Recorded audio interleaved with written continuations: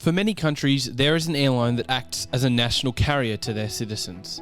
And in most cases, the airline will represent their country on a global scale, connecting destinations around the world to the cities of its home. For many, a carrier like this is their first exposure to the country that they are traveling to. And so for that reason, the airline is often considered to be an icon. And for the better half of the 20th century, there were two airlines that became the pride and joy of Australian air travel. One was Qantas, and the other was Ansett Australia.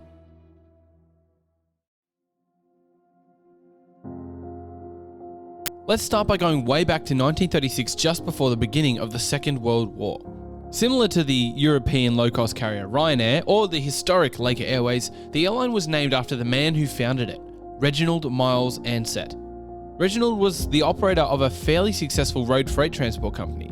And when I say fairly, he was actually so successful that his company was stealing market share from the other state government-backed rail freight companies. After a while, the state government was not happy about this, so they actually legislated to stop private road transport operators from competing with railways. And this is where Ansett Airlines comes into the picture.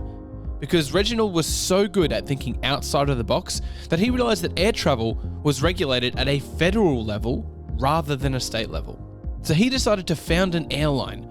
Now, it began as a freight carrier, but after a few months, Reginald realised that maybe he could introduce passenger services to accompany his freight and make some extra revenue from each flight.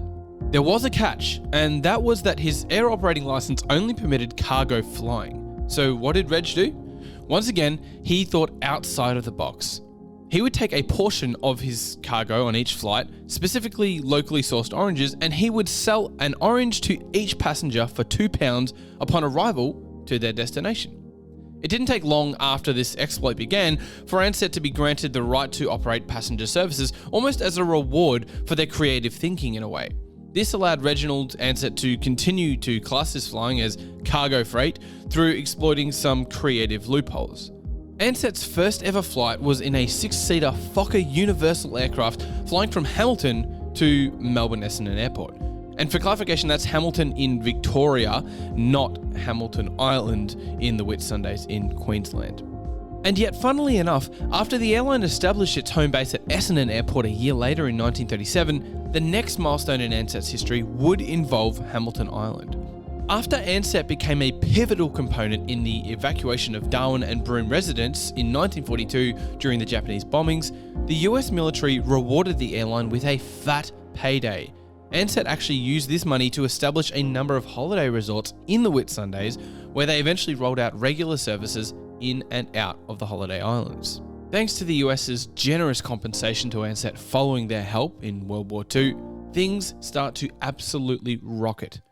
What we know everything so far about Reginald Ansett is that he is driven and he's an extremely creative businessman. But not even Reginald himself could have predicted the meteoric rise of this airline. With steady revenue coming in from government contracts, holiday resorts, road and air freight revenue streams, and much more, and with the countless surplus World War II aircraft that landed on the airline's doorstep after 1945, Ansett's true beginnings as a fully fledged commercial airliner began with the introduction of the Convair 340 in 1954. From there, Ansett's fleet grew to 43 aircraft by 1958, including 2 helicopters. Then came the 727-100 in 1964, the DC-9 in 1967, and the major move shifting their hub of operations to Tullamarine in 1974. Now back to the 50s for a second, because 2 historic Australian airlines, TAA, Trans-Australian Airways, and ANA, Australian National Airways, battled for supremacy in the 1950s. TAA was better managed, and in having superior aircraft, they had ANA on the ropes and on the verge of bankruptcy by 1957. Ansett had operated as a smaller player around the big two, maintaining budget fares on its interstate operations with DC-3s and Convair CV-440s, and as you would expect, the airline was supported by extensive road transport operations, Ansett Freight Express and Ansett Pioneer Coaches. Now, at the time, the Menzies Liberal government supported TAA because of the dividends it paid to the government, but they were also cautious not to let the TAA have a monopoly on domestic services if ANA were to collapse. The only alternative was for Ansett to buy out the ANA operation, and the government was prepared to support such an action. So in walks Mr. Reginald Ansett who, true to style, intentionally lowballs his offer to purchase ANA. This man knew what he was doing. The ANA directors resisted but eventually caved into Ansett's offer due to a lack of interested parties or buyers. So Ansett's final offer of £3.3 million was finally accepted, but it is worth noting that of that £3.3 million, £3 million of that was government money and £300,000 of that was from the most prominent supporter, being the Shell Oil Company. That's right, let's just set Reginald Ansett one peer higher here by noting the fact that he literally managed to buy ANA without using a single pence of Ansett's money. He negotiated with the government and with Shell to have them provide the entire sum of £3.3 million to Ansett for the purchase of ANA. And so now there's two major players, TAA and Ansett ANA Airlines. And given what our friend Reginald has just pulled off, if I were TAA, I'd be a little scared. And rightly so, because in the late 50s, Reginald Ansett lobbied the government to stop TAA's purchase of Sud Caravel jet aircraft, stating that he was concerned about the airline's ability to finance jet aircraft and expenses necessary with the engineering upgrade required to go pure jet aircraft, despite the fact that TAA had been operating prop jet Vickers Viscounts since 1954 and had expertise in jet and turbine technology. And yet, the government took Reginald's side.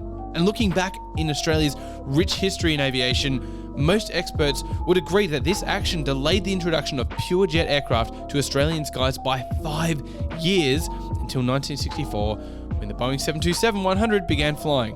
Okay, so back now to 1974. Ansett is now Australia's largest domestic airline. They continue to consume many smaller airlines and subsidiaries in all states. Reginald Ansett is completely ruthless. He deems absolutely any airline that isn't his own to be a substantial threat. Ansett's passenger services are now on such a large scale that in 1979, Ansett Transport Industries passed to a transport giant TNT and the Multimedia Corporation News Limited, and by 1980 it was a totally separate company, with Ansett Air Freight being formed to maintain the airline operations.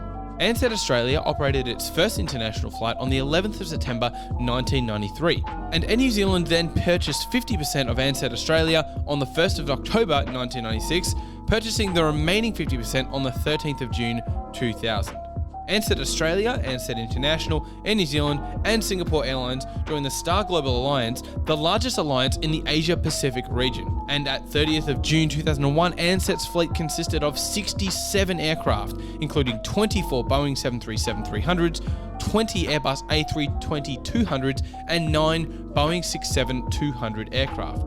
Plus the regional airlines in the Ansett Group, Kendall Airlines, Aeropelican, Hazelton Airlines and SkyWest Airlines, together comprising a fleet of 53 aircraft, including 11 CRJ-200 jet aircraft. And now we have the picture of how Ansett grew to sit alongside Qantas as a beacon of Australian air travel. Now, let's switch gears and let me tell you about how it all came undone in 2001 when suddenly Ansett ceased to exist. And how today it is nothing more than a remnant in Australia's rich and extensive air travel history. Unrestrained emotion for thousands of Ansett staff as some cried and others drowned their sorrows. The end at last. A watery Sydney welcome for the last Ansett flight. That's it for most of us. Our careers are over. They're ended. Meanwhile, the union movement has confirmed it's considering a class action against Lindsay Fox and Sullivan Lou's Tesna syndicate. The damages investigation will extend beyond Tesna. The first major assets likely to be offloaded as early as tomorrow are the regional subsidiary airlines. That includes Aeropelican and Kendall, which for the moment has the only plane still carrying the Ansett logo.